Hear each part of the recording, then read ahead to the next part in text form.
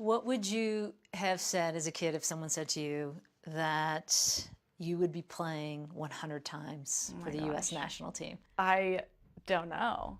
I honestly don't. I mean, I think about my little 11-year-old self, and I remember being at Lightning soccer tryouts, and the coach was like, "Who here wants to play on the national team?" I kind of remember being like, "Well, everyone else is raising their hand, so I guess I will too. Because if I want to make this team, I need to raise my hand."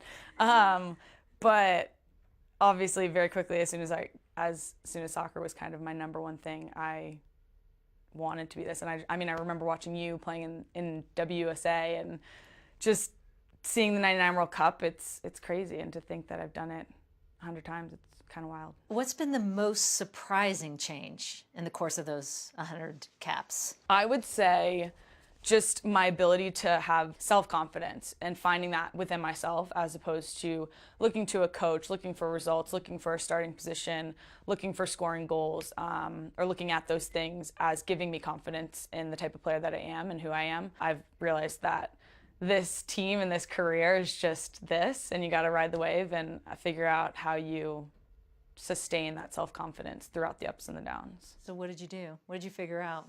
I figured out I'm like a decent soccer player and I know how to play soccer. Because I mean, honestly, it wasn't even a couple years ago that there was a time when I was coming back from injury, and I don't think I think I didn't get called into a camp, and that was the first time that had happened in years.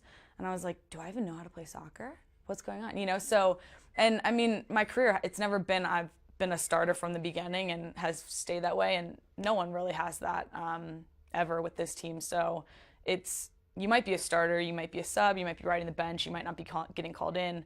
There's a number of different things, and it's just figuring out that is this career and riding it through. What are your goals in the next 100 caps? Oh man.